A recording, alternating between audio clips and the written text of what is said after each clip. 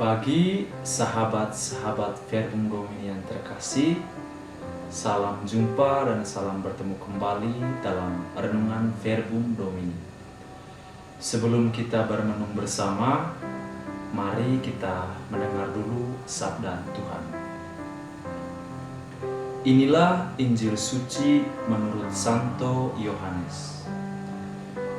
Banyak di antara orang-orang Yahudi yang datang melawat Maria dan yang menyaksikan sendiri apa yang telah dibuat Yesus percaya kepadanya.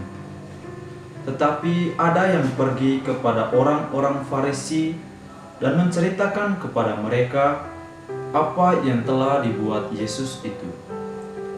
Lalu imam-imam kepala dan orang-orang Farisi memanggil mahkamah agama untuk berkumpul, dan mereka berkata, "Apakah yang harus kita buat? Sebab orang itu membuat banyak mukjizat. Apabila kita biarkan dia, maka semua orang akan percaya kepadanya, dan orang-orang Roma akan datang dan akan merampas tempat suci kita serta bangsa kita." Tetapi seorang di antara mereka, yakni Kayafas, imam besar pada tahun itu, berkata kepada mereka, "Kamu tidak tahu apa-apa, dan kamu tidak insaf, bahwa lebih berguna bagimu jika satu orang mati untuk bangsa kita daripada seluruh bangsa kita ini binasa." Hal itu dikatakannya bukan dari dirinya sendiri, tetapi sebagai imam besar pada tahun itu ia bernubuat bahwa Yesus akan mati untuk bangsa itu. Dan bukan untuk bangsa itu saja, tetapi juga untuk mengumpulkan dan mempersatukan anak-anak Allah yang tercerai berai. Mulai dari hari itu mereka sepakat untuk membunuh dia.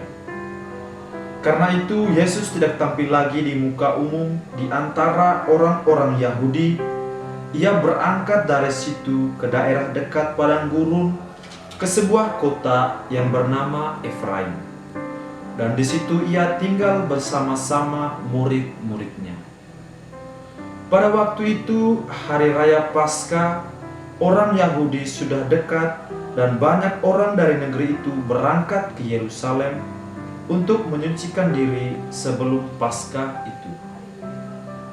Mereka mencari Yesus dan sambil berdiri di dalam bait Allah, mereka berkata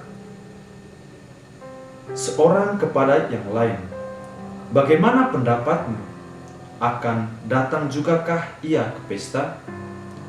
Sementara itu imam-imam kepala dan orang-orang Farisi telah memberikan perintah supaya setiap orang yang tahu di mana dia berada memberitahukannya, agar mereka tidak menangkap dia. Demikianlah sabda Tuhan. Terpujilah Kristus. Jangan merencanakan suatu perbuatan yang jahat. Sahabat-sahabat Verbum Domini yang terkasih, jangan merencanakan suatu perbuatan yang jahat. Di awal renungan kita pada hari ini, saya mengawalinya dengan sebuah kalimat peringatan atau kalimat larangan yang mengajak kita semua untuk tidak melakukan sesuatu perbuatan yang jahat. Sahabat-sahabat yang terkasih, di dalam bacaan Injil pada hari ini, kita mendengarkan kisah tentang persepakatan untuk membunuh Yesus, yang mana direncanakan oleh imam-imam kepala bersama orang-orang Farisi.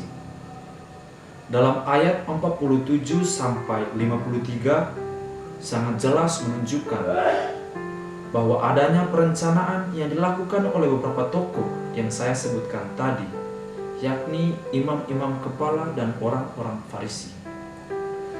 Pertanyaannya sekarang ialah, kenapa mereka berencana untuk membunuh Yesus? Padahal apa yang Yesus lakukan tidak bertentangan dengan hukum Taurat. Malahan apa yang Yesus lakukan sebenarnya adalah suatu perbuatan yang sangat terpuji. dalam ayat yang ke-48, kita bisa melihat bahwa adanya ketakutan dari orang-orang Farisi dan imam-imam kepala.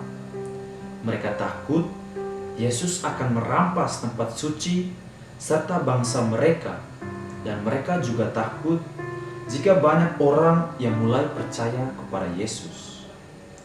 Memang tidak salah, karena pada saat itu imam-imam kepala dan orang-orang Farisi adalah tokoh-tokoh yang sangat berpandang dan berada pada kelas di atas masyarakat yang biasa. Jadi tidak heran jika mereka takut bahwa jabatan atau tempat mereka akan dirampas oleh orang lain.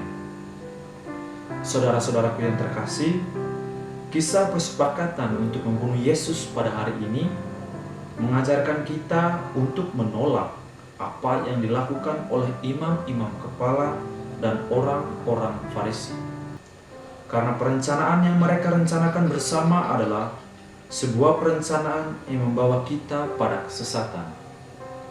Dan juga semoga dengan bacaan Injil dan renungan hari ini membantu kita semua untuk melihat ke dalam diri kita. Apakah selama ini kita sering merencanakan suatu hal yang jahat kepada sesama kita? Mari kita belajar dari Yesus yang selalu mewartakan hal-hal yang baik dan berani menolak perbuatan yang jahat, seperti apa yang dilakukan oleh orang-orang Farisi dan imam kepala. Amin.